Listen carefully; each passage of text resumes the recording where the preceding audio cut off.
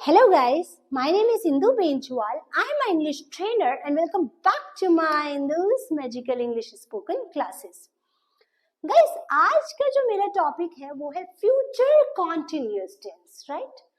Future continuous means continue हो रहा है कोई भी काम जारी है, आईएनजी। जैसे मैंने पहले की वीडियो जो शेयर किया आप उसको जरूर देखिएगा, आपको चीजें क्लियर हो जाएंगी कि कोई भी काम जारी है तो आपको आईएनजी प्रेफर करना है। If work is going on you have to use ING.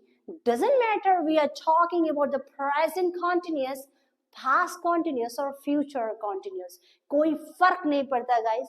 हम प्रेजेंट कॉन्टिन्यूस की बात करें, पास्ट कॉन्टिन्यूस की बात करें कि फ्यूचर कॉन्टिन्यूस की बात करें, कॉन्टिन्यूस मीन्स आईएनजी। जैसे फैमिली के हर मेंबर के साथ आप एक ही कास्ट को प्रेफर करते हैं, राइट? ऐसे ही कॉन्टिन्यूस की हर फैमिली के साथ आपको आईएनजी की कास्ट को प्रेफर करना है। With all the member of the family you are using same kind of caste. So जैसे शर्मा जी की फैमिली में शर्मा मिलेंगे, जैसे मैंने पहले भी वीडियो में शेयर किया है, तो यहाँ पर भी आपको आईएनजी ही प्रेफर करना है। What is the theoretical? कि रहा होगा, रही होगी, रहे होंगे, जिस भी सेंटेंस के लास्ट में आ जाए वो फ्यूचर कॉन्टिन्यूअस टेंस है। When रहा होगा, रही होगी, रहे होंगे will come at the end of the sentence, it is connected to your future continuous tense. For example, उदाहरण के तौर पे देखिए गाइस, वह खेल रहा होगा, राइट? सो इस सेंटेंस को कैसे फॉर्मेट करेंगे? वह की इंग्लिश होती है ही। गाइस मैंने बी फॉर्म का वीडियो बनाया है आप लोगों के लिए, वो जरूर देखिएगा गाइस, उससे आपको बहुत अच्छी क्लैरिटी मिलेगी, राइट? सो वह की इंग्लिश होगी ही, राइट? अब इसके बाद हमें हेल्पिंग वर्ब यूज करनी है, क्लियर? तो इजेमार आप प्रेजेंट कॉन्टिन्यूस में यूज करते थे, पास्ट कॉन्टिन्यूस में आपने वॉज वर यूज किया, और फ्यूचर कॉन्टिन्यूस में आप विल बी को यूज करेंगे। क्या यूज करेंगे गाइस? Will be. कई स्टूडेंट कहेंगे मैम शैल भी आता है। शैल की कहानी को खत्म कर दिया गया है टेंसेस से। अब ऐसा नहीं है कि शैल का टॉपिक नहीं होता, शैल पढ़ाया जाता है, right? Shall I go like that, but वो हम अलग से कॉन्सेप्ट पढ़ेंगे। यहाँ पर फिलहाल हम शैल को यूज नहीं करेंगे, हर जगह आप विल यूज करेंगे। विल फ्यूचर को दिखाता है, इसलिए यहाँ पर हम विल को प्रेफर करेंगे। और बी क्या है? इजेमार। अब आप मेरा इजेमार वाला वीडियो जरूर देखिएगा, जिसमें मैंने बी फॉर्म आपको पढ़ाया है। बी प्योरेस्ट फॉर्म है, इजेमार फर्स्ट फॉर्म है, सेकंड फॉर्म वॉज वर है, थर्ड फॉर्म बीन है। और गाइस फ्यूचर एक ऐसा वर्ड है टेंसेस में, फ्यूचर हमेशा प्योरेस्ट फॉर्म को प्रेफर करता है, और इजेमार की प्योरेस्ट फॉर्म बी होती है, इसीलिए हम यहाँ पर बी प्रेफर करेंगे। सब ये फैमिली है गाइस, सब चीजें कनेक्टेड है। तो इजेमार की प्योरेस्ट फॉर्म बी होती है, इसीलिए यहाँ पर बी प्रेफर करेंगे। तो यहाँ पर क्या हेल्पिंग वर्ब रहेगी आपकी? Will be. तो what will be the sentence? हर जगह आपको विल बी यूज करना है, he, she, it, name, you, we, they, सबके साथ। सो ही के साथ आप विल बी यूज करेंगे, ही विल बी। देन खेलना की इंग्लिश प्ले होती है गाइस, तो प्ले, और उसमें आईएनजी प्रेफर करेंगे। सो what will be your sentence? He will be playing. What will be your sentence? He will be playing. तो वह खेल रहा होगा, ही विल बी प्लेइंग। अब चलते हैं गाइस नेगेटिव की तरफ। वह नहीं खेल रहा होगा मीन्स नहीं वर्ड आ गया गाइस, नेगेटिव आ गया, तो आपने यहाँ पर नॉट को प्रेफर करना है। अब बहुत बड़ा कंफ्यूजन उठता है कि मैम नॉट प्रेफर कैसे करेंगे? देखिए कई student he will be not playing ये लिखते हैं, राइट? ये कंफ्यूजन बहुत रहता है स्टूडेंट को, right? He will be not, और कई student he will not be playing ये सेंटेंस लिखते हैं गाइस। वह खेल रहा होगा, he will be playing। वह नहीं खेल रहा होगा, he will be not playing, he will not be playing। दोनों में से सही क्या है गाइस? ऑब्वियसली ये वाला सही है। देखिए गाइस, इस सेंटेंस को हम कैसे समझेंगे, यू हैव टू अंडरस्टैंड। आप इतना समझिए कि वह नहीं खेल रहा होगा, राइट। इसमें हेल्पिंग वर्ब के बाद नॉट आएगा। मैंने आपको पहले भी समझाया है, हमेशा हेल्पिंग वर्ब के बाद आपको नॉट को प्रेफर करना है, राइट। तो गाइस यहाँ पे हेल्पिंग वर्ब दो हो सकती है, विल भी। आप बताइए, डाइनिंग टेबल पे जब सीट पर बैठते हैं चेयर पे, तो एक ही चेयर पे 2 पर्सन बैठ सकते हैं? नहीं, एक चेयर पर एक ही पर्सन बैठेगा, यानी फादर एक ही होंगे। तो या तो विल को फादर कंसीडर करेंगे या बी को फादर कंसीडर करेंगे। अब हेल्पिंग वर्ब दोनों में से क्या है? तो याद है गाइस, हेल्पिंग वर्ब क्या होती है, तो मैंने आपको समझाया था, जो समय दिखाने की, जो सेंटेंस में समय दिखाती है कि ये समय, ये सेंटेंस कब घटित हुआ था, किस समय पर हुआ था, उस टाइम पे जो मदद, हेल्प करने के लिए जो क्रिया एक्शन आता है, उसको हेल्पिंग वर्ब कहते हैं। तो गाइस, समय कौन दिखा रहा है?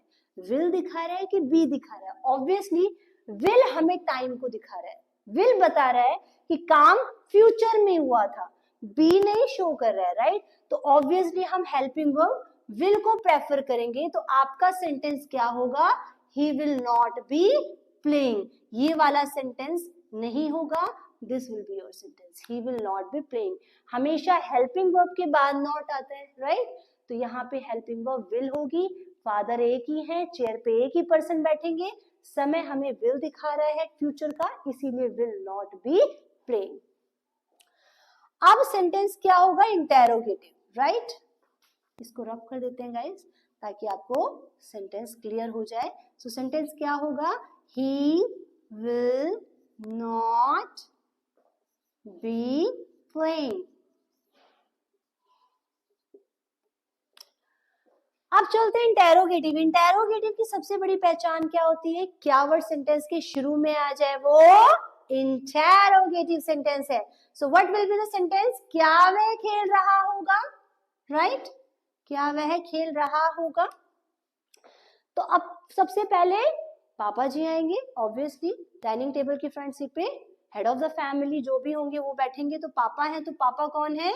Helping verb. यहाँ पर हेल्पिंग वर्ब या तो विल होंगे या बी होंगे, पापा तो एक ही होंगे, एक ही को कंसीडर करोगे आप, राइट। तो हेल्पिंग वर्ब हम विल को कंसीडर करेंगे, क्योंकि समय हमें विल दिखा रहा है, टाइम हमें विल दिखा रहा है कि ये काम फ्यूचर में हुआ है। तो अब हम पापा किसको कंसीडर करेंगे?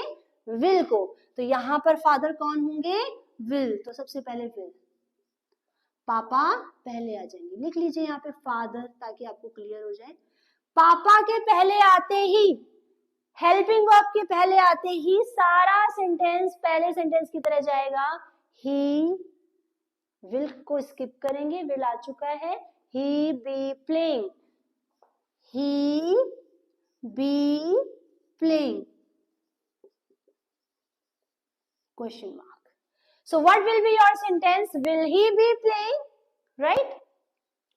अब चलते हैं इंटेरोगेटिव नेगेटिव की तरफ। Interrogative means question word sentence के शुरू में होगा, क्या वर्ड सेंटेंस के शुरू में होगा और नेगेटिव भी रहेगा। तो what will be your sentence? क्या वह नहीं खेल रहा होगा, राइट। सो विल, पापा के आगे आते ही सारा सेंटेंस नेगेटिव की तरह जाएगा। ही, विल आ चुका है, स्किप करेंगे। He not be playing, he not be playing, question mark. So what will be your sentence? Will he not be playing, right? अब चलते हैं WH फैमिली की तरफ। WH फैमिली क्या होता है गाइस? सेंटेंस के बीच में क्वेश्चन वर्ड आ जाए वो WH फैमिली है। जितने भी वर्ड WH या H से शुरू हो, that is WH family, right. इसका एक छोटा सा वीडियो मैंने आपके साथ शेयर किया है। WH फैमिली का पूरा कंसेप्ट आपको, पूरा टॉपिक पढ़ाया जाएगा। अभी मैंने एक छोटा सा वीडियो क्लिक किया है उसके लिए, आप उस वीडियो को जरूर देखिए जो आपके लिए बनाया है, छोटा छोटा सा मैंने, ताकि आपको जो बच्चे शुरू में सीख रहे हैं उनको थोड़ा सा क्लैरिटी मिले। अभी हम शुरुआती बेस में हैं, अभी मुझे आपको बहुत बड़ा टास्क नहीं देना है, छोटा सा। जैसे आप परफेक्ट हो जाएंगे गाइस इंग्लिश के हर टॉपिक्स में, उसके बाद आपको WH फैमिली का पूरा टॉपिक, पूरा चैप्टर पढ़ाया जाएगा, राइट। सो वह क्यों खेल रहा होगा. सो क्यों, वाई, क्योंकि इंग्लिश वाई होती है, WH से शुरू हो गया, राइट. अब जितने भी WH फैमिली हैं वो सब आपके दादाजी हैं. मैंने पहले भी वीडियो में शेयर किए हैं ये चीजें. तो दादाजी हैं तो सबसे पहले अब WH फैमिली आएंगी, यानी दादाजी को प्रेफर करोगे आप. वाई, वह क्यों खेल रहा होगा, तो सबसे पहले ग्रैंडफादर. इंग्लिश में जितनी भी हेल्पिंग वर्ब है सब पापा जी हैं, और जितनी भी WH फैमिली में हैं वो सब आपके दादाजी हैं. तो दादाजी को प्रेफर करने के बाद पापा जी को प्रेफर करेंगे, अदरवाइज पापा जी बुरा मान जाएंगे. तो पापा जी कौन है यहाँ पर, will. Am I right, will को प्रेफर कर रहे हैं आप. तो विल, और सारा सेंटेंस फिर पहले सेंटेंस की तरह जाएगा. ही, विल को स्किप करेंगे. He be playing, he be playing, question mark, right. Father. अब चलते हैं last is WH family negative, means WH family के साथ नहीं वर्ड भी हम मेंशन करेंगे. सो सेंटेंस क्या बनेगा, वह क्यों नहीं खेल रहा होगा.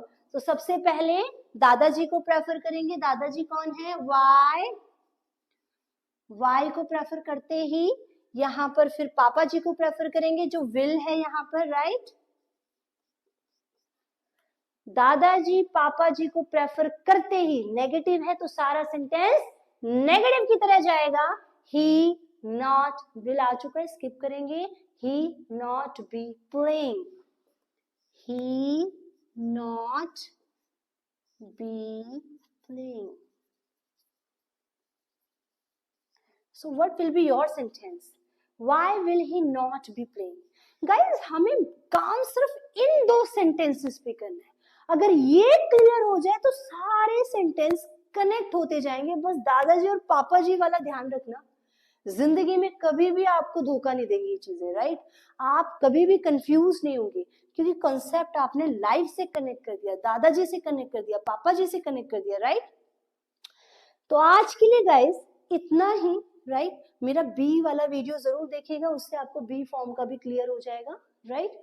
तो आज के लिए इतना ही. अगर वीडियो अच्छी लगी है तो please like, share and subscribe my channel, ताकि मैं आपके लिए और बहुत सारी वीडियोस लेके आती रहूं.